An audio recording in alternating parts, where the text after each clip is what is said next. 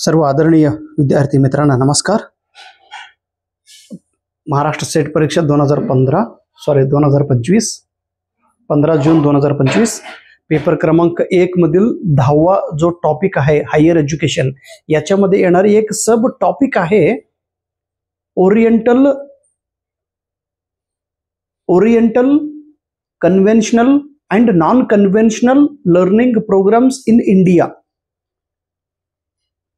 भारतात oriental learning program, conventional learning program आणि non conventional learning program ह्याच्याबद्दल आपण माहिती घेऊया। अतिशय छोटीशी हा सब टॉपिक आहे। ह्याच्यामधून दरवेळी एक प्रश्न दरवेळी विचारतात, त्यामुळे 2 मार्क्स हमखास आता मिळून जातील। ओरिएंटल स्टडी म्हणजे काय? आता oriental learning programs in India, oriental हा एक इंग्रजी शब्द आहे। ओरिएंटल या शब्दांचा अर्थ होतो पूर्वेकडील राष्ट्र, पूर्वेकडील देश। जे युरोप खंडात England, Switzerland, Italy, Germany, Ireland हे जे काही राष्ट्र आहेत युरोप खंडामध्ये लोकांनी तिथं थांबून जर भारताकडे पाहिले तर भारत हा युरोपचा पूर्व दिशेत आहे। त्यामुळं पूर्वेकडील राष्ट्र म्हणजे भारत देश, किंवा आपला जो एशिया खंड आहे, भारत, पाकिस्तान, अफगाणिस्तान, चीना, नेपाळ, बांगलादेश, श्रीलंका, म्यानमार, हे काय आपलं राष्ट्र आहेत। एशिया खंड हे युरोपच्या पूर्व दिशेला आहे। त्यामुळे युरोपातील लोकांनी विशेष या ओरिएंटल स्टडी करण्यात इंटरेस्टेड आहेत। आता ओरिएंट या शब्दांचा अर्थ पूर्वेकडील राष्ट्र, पूर्वेकडील देश। आता ओरिएंटल स्टडी म्हणजे युरोप खंडामध्ये असणारे जे लोक आहेत ते एशिया खंडाबद्दल अभ्यास करण्याची इच्छा तरी व्यक्त केली। एशिया खंडाबद्दल अभ्यास करण्याच्या पद्धतीला ओरिएंटल स्टडी असे म्हणतात। एशिया खंडाचा संस्कृती, एशिया खंडाची भाषा, एशिया खंडाची रचना, एशिया खंडाची ट्रेडिशनल, एशिया खंडाची हिस्ट्री ह्याच्याबद्दल अभ्यास करण्याची एक पद्धतीला ओरिएंटल स्टडी असे म्हणतात। परंतु युरोप खंडातील लोकांनी विशेष म्हणजे भारतावर त्यांचं प्रेम आहे। कारण पूर्वी 2000 वर्षापूर्वी भारत हा जगातील सर्वश्रेष्ठ ज्ञान देणारा देश होता। तक्षशिला, नळंदा, वल्लभी हे जे काही विद्यापीठ होते, जगातील प्रत्येक लोकांना, भारतीय लोकांनी तत्वज्ञानाने ज्ञान दिलेलं आहे। मग कालांतरात जे मुस्लिम राजे होते, इतर देशातील राजांनी भारतावर आक्रमण करून मोहम्मद गौरी, मोहम्मद गजनी अशा मुस्लिम राजांनी भारतातील शिक्षण व्यवस्था पूर्णपणे नाश केलेत। त्यामुळं इथं असलेले जे सांस्कृतिक पुस्तक होते, प्राकृतिक भाषेतील पुस्तक होते, संस्कृती भाषेतील, अरेबियन भाषेतील, पर्शियन भाषेतील जे काय विशेष म्हणजे संस्कृत आणि संस्कृत भाषामध्ये असलेले सर्व पुस्तक, सर्व ग्रंथ, सर्व विशेष महत्वाचे ग्रंथ सगळं नाश केलेले होते। खरं तर भारतीय तत्वज्ञान, भारतीय ज्ञान हे अगाध ज्ञान आहे। आपण जगाला भरपूर ज्ञान दिलेलं आहोत, परंतु आपल्याला आपलं ज्ञान माहीत नाही, आपलं संस्कृत माहीत नाही, आपण किती श्रेष्ठ आहोत हेच आपल्याला माहिती नाही। पण 19 आणि 20व्या शतमानात युरोप खंडातील बुद्धिवान लोकांनी भारताबद्दल, भारतीय इतिहासाबद्दल, भारतीय ज्ञानाबद्दल, भारतीय भाषाबद्दल, भारतीय संस्कृतीबद्दल, भारतीय वर्तनाबद्दल, भारतीय तत्वज्ञानाबद्दल अभ्यास करायचं, भारताला समजून घ्यायचं असं त्यांनी ठरवले। म्हणून त्यांनी इंडोलॉजी सुरुवात केली। इंडोलॉजी म्हणजे the study of Indian culture, Indian language, Indian history, भारतीय परंपरा, भारतीय भाषा, भारतीय इतिहास अभ्यास करणारी शास्त्राला इंडोलॉजी असे म्हणतात।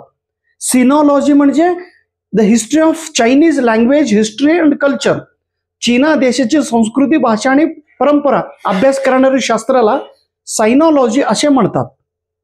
इथं नळंदा विद्यापीठ नाश झाल्यानंतर, वल्लभी विद्यापीठ नाश झाल्यानंतर, तक्षशिला विद्यापीठ कंप्लीट नाश झाल्यानंतर भारतीयामध्ये असलेलं ज्ञान समजून घेण्याचे प्रयत्न युरोप खंडातील लोकांनी केलेत, म्हणून त्यांनी ओरिएंटल स्टडी सुरुवात केलेत.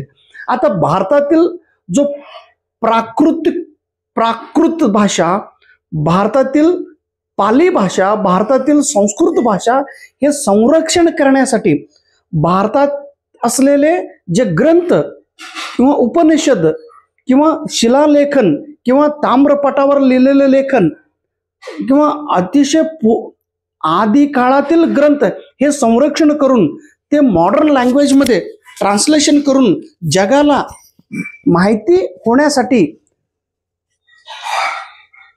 Indian culture, Indian knowledge, Indian ग्रंथांचा संग्रह, त्याचं संरक्षण, त्याचं जतन करण्यासाठी भारतात 16 इन्स्टिट्यूशन्स काम करीत आहेत. लक्षात घ्या, 16. पेपरला प्रश्न विचारतात बरं का, इंडोलॉजी म्हणजे काय, सिनोलॉजी म्हणजे काय, ओरिएंट या शब्दांचा अर्थ काय होतो, ओरिएंटल स्टडी म्हणजे काय, कोणत्या शतमानामध्ये युरोपांनी ओरिएंटल स्टडी सुरुवात केले विचारतात. एकूण किती संस्था भारतात सध्या ओरिएंटल संरक्षण करण्याचं काम करीत आहेत, 16. त्या 16 मध्ये कमीत कमी 4 ते 5 असं पाठ असायला पाहिजे तुमच्या डोक्यात. आता दरवेळी हे ह्याच्यावरती प्रश्न विचारतात. आता 16 पैकी पहिला आहे एशियाटिक सोसायटी. एशियाटिक म्हणून एक सोसायटी, एक संस्था कलकत्तामध्ये आपलं भारत देशात जो पश्चिम बंगाल आहे तिथं कलकत्तामध्ये 1794 रोजी सर विलियम जोन्स यांनी स्थापन केले. सर विलियम जोन्स हे ब्रिटिश काळातील ब्रिटिश व्यक्ती, त्यांनी कोर्टाचा जज होता. तो जज काम करण्यासाठी इथं आला होता. जज म्हणून त्याला निवड करण्यात आला. सर विलियम जोन्स यांना खूप चांगला आणि बुद्धिवान माणूस होता. मग जेव्हा तो भारतात आल्यानंतर भारतातील जो संस्कृत लँग्वेज आहे त्याचं जतन करण्यासाठी, भारतीय ज्ञान संरक्षण करण्यासाठी, पर्शियन लँग्वेज संरक्षण करण्यासाठी त्यांनी काम केले आणि एक सोसायटीचं स्थापन त्यांनी केले. त्या सोसायटीचं नाव आहे एशियाटिक सोसायटी. 1794 रोजी कोण स्थापन केले? सर विलियम जोन्स यांनी. त्याच्यानंतर पुणे येथे PG Bhandarkar oriental research institutions आहे, त्याला बोरी असे म्हणतात.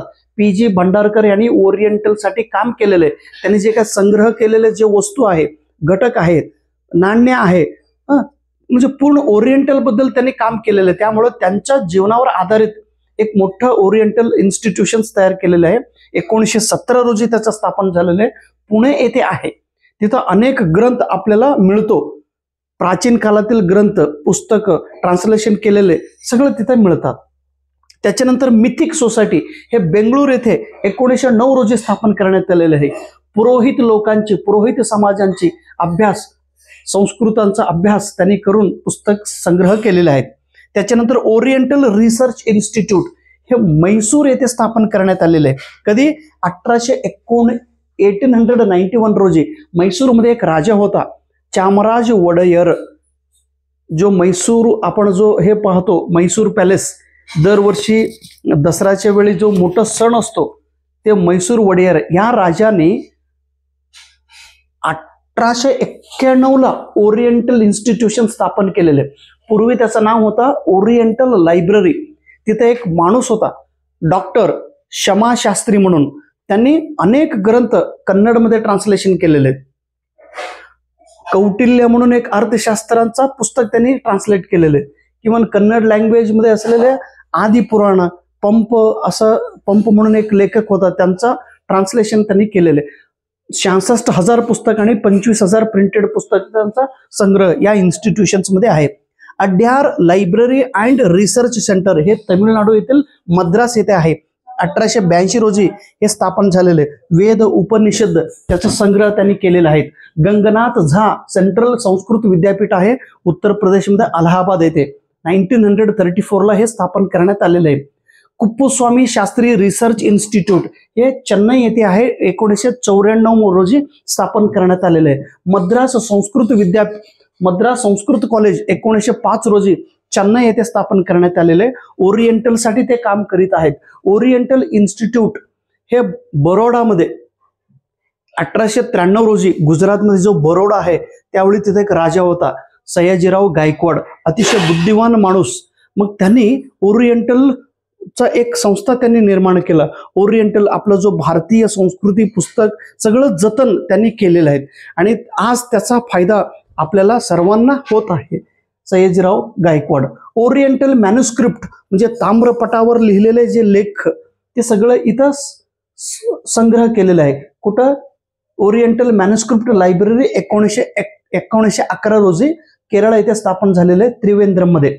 ओरिएंटल रिसर्च इन्स्टिट्यूट तिरुपती येथे स्थापन करण्यात आलेले 1941 रोजी. आता हे इन्स्टिट्यूशन्स तिरुपती विद्यापीठाच्या खाली काम करीत आहेत.